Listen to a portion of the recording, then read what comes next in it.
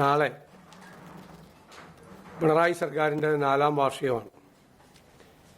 കേരളത്തിലെ പ്രതിപക്ഷം ഐക്യജനാധിപത്യ മുന്നണി ഇത് കരിദിനമായി ആചരിക്കുകയാണ്. നമുക്കറിയാം, ഈ സർക്കാർ കേരളത്തിലെ ജനങ്ങളുടെ ജീവിതം ദുസ്സഹമാക്കി മാറ്റിയ സർക്കാരാണ്. നമുക്ക് എല്ലാവർക്കും അറിയാവുന്നതുപോലെ സർക്കാരില്ലായ്മയാണ് ഈ സർക്കാരിൻ്റെ മുഖമുദ്ര. ജനങ്ങൾ തെരഞ്ഞെടുത്ത സർക്കാർ ജനങ്ങൾക്ക് വിവിധ വിഭാഗങ്ങളിൽപ്പെട്ട ആളുകൾക്ക് പ്രയാസമുണ്ടാകുമ്പോൾ ആ ജനങ്ങൾ തിരഞ്ഞെടുത്ത സർക്കാരിൻ്റെ സാന്നിധ്യം അവരാഗ്രഹിക്കും. പക്ഷെ ദൗർഭാഗ്യവശാൽ ജനങ്ങൾ പ്രയാസപ്പെടുമ്പോൾ അവർ തിരഞ്ഞെടുത്തയച്ചൊരു സർക്കാരിൻ്റെ സാന്നിധ്യം ഇവിടെ ഉണ്ടാകുന്നില്ല. സർക്കാരില്ലായ്മയാണ് 4 വർഷമായി ഈ ഗവൺമെൻറ്റിൻ്റെ ഏറ്റവും വലിയ മുഖമുദ്ര.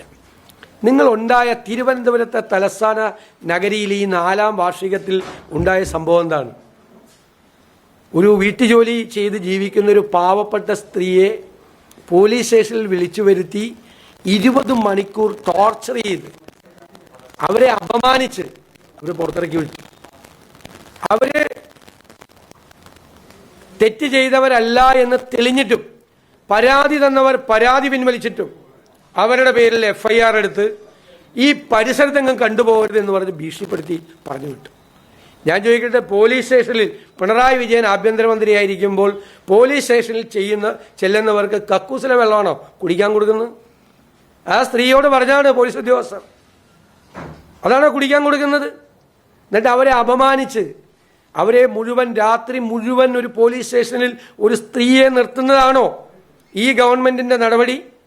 എന്നിട്ട് മുഖ്യമന്ത്രിയുടെ ഓഫീസിൽ ചെന്നപ്പോൾ അവരെ വീണ്ടും അപമാനിച്ച് അവരെ പറഞ്ഞയച്ചു. പരാതി കൊടുത്ത് എടുക്കും, വേണമെങ്കിൽ കോടതി പൊക്കോളാൻ. ഇതാണോ മുഖ്യമന്ത്രിയുടെ ഓഫീസിൽ ചെന്ന് ഒരു ദളിത് യുവതിക്കുണ്ടായ ഏറ്റവും നാണം കെട്ട അപമാനകരമായ ഒരു അനുഭവത്തിൽ മുഖ്യമന്ത്രിയുടെ ഓഫീസിൽ നിന്നുള്ള നീതി ഇതാണ്? ഇത് ഒരു പ്രതീകം മാത്രമാണ്.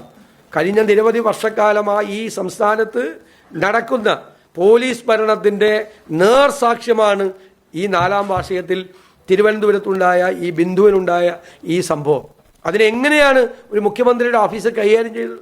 എത്ര വേദനയോടുകൂടിയാണ് കേരളത്തിലെ മലയാളികളെല്ലാം ആ വാർത്തയെക്കുറിച്ച് അറിഞ്ഞതും ആ വാർത്തയെക്കുറിച്ച് വായിച്ചതും.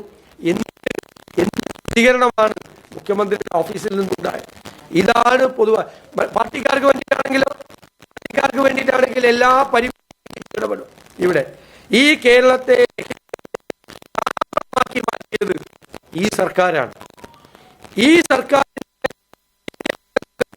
ഈ ഉള്ളത്. പൊളിറ്റിക്കൽ പേട്രണേജാണ്, രാഷ്ട്രീയ രക്ഷാകർതൃത്വമാണ് യഥാർത്ഥത്തിൽ ഈ ലഹരി മരുന്ന് മാഫിയയെ അതിന്റെ താവളമാക്കി ഈ കേരളത്തെ മാറ്റാൻ. ഇന്ന് നിങ്ങൾക്കറിയാം, കേരളത്തിലെ ഏത് വിദൂര ഗ്രാമത്തിലും ഏത് മെറ്റീരിയൽ വേണമെങ്കിലും, ലഹരി മരുന്നിന്റെ മെറ്റീരിയൽ വേണമെങ്കിലും 10 മിനിറ്റ് കൊണ്ടെത്തും. ഏത് വിദൂര ഗ്രാമത്തിലും. അത്രയും വലിയ നെറ്റ്വർക്കാണ് ലഹരി മരുന്ന് മാഫിയയ്ക്ക് കേരളത്തിലുള്ളത്. അതിന് പല സ്ഥലത്തും പൊളിറ്റിക്കൽ പേട്രണേജ് കൊടുക്കുന്നത് CPM ആണ്, ഭരണകക്ഷിയാണ്, ഗവൺമെന്റാണ്. അതാണ് കേരളത്തിലെ നമുക്കറിയാം, കേരളത്തിലെ ധനസ്ഥിതി എന്താണ്? ഈ സംസ്ഥാനത്തിന്റെ ചരിത്രത്തിലെ ഏറ്റവും പരിതാപകരമായ അവസ്ഥയിലാണ് ധനസ്ഥിതി. 2016 ഉമ്മൻചാണ്ടി സർക്കാർ ഇറങ്ങിപ്പോകുമ്പോൾ 1.56 ലക്ഷം കോടിയായിരുന്നു പൊതുക്കടം. അത് കാരണം GDP-യുമായിട്ട് കണക്റ്റഡാണ് ആ കടം. അത് കുഴപ്പമില്ല, നമുക്ക് പരിഹരിക്കാൻ പറ്റും. 10 കൊല്ലം പൂർത്തിയാകുമ്പോൾ 2026 ആകുമ്പോൾ 1.56 ലക്ഷം കോടിയിൽ നിന്ന് 6 ലക്ഷം കോടിയിലേക്ക് ഈ സംസ്ഥാനത്തിന്റെ പൊതുക്കടം വർദ്ധിക്കുകയാണ്.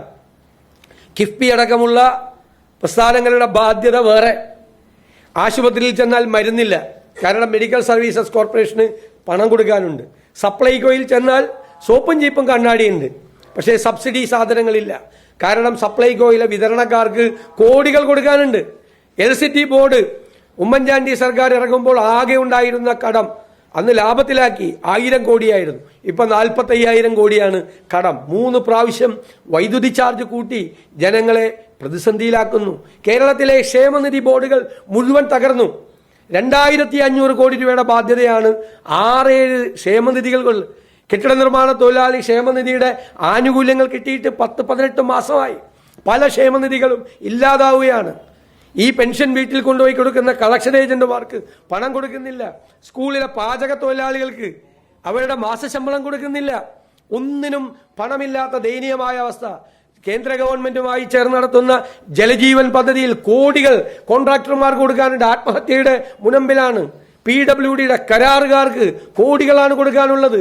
ജീവനക്കാർക്ക് DA കുടിശ്ശികയും ലീവ് സറണ്ടറും കൊടുക്കാനുള്ളത് 60-65 കോടി രൂപയാണ്. എത്ര വലിയ ബാധ്യതയിലേക്കാണ്! ഈ പൊതുക്കടം കൂടാതെയുള്ള കടങ്ങളാണ് ഞാൻ പറഞ്ഞത്. വലിയ പദ്ധതികൾ. പ്ലാൻ കട്ടാണ്. പ്ലാൻ സൈസ് വർദ്ധിക്കുന്നില്ല. കഴിഞ്ഞ 3-4 വർഷമായി 30,000 കോടി രൂപയിൽ നിൽക്കുകയാണ് പ്ലാൻ സൈസ്. എല്ലാ സംസ്ഥാനങ്ങളിലും പ്ലാൻ സൈസ് വർദ്ധിക്കുകയാണ്. പദ്ധതി തുക വർദ്ധിക്കുകയാണ്. ഇവിടെ സ്റ്റാഗ്നന്റായി നിൽക്കുകയാണ്, അനങ്ങാതെ നിൽക്കുകയാണ്.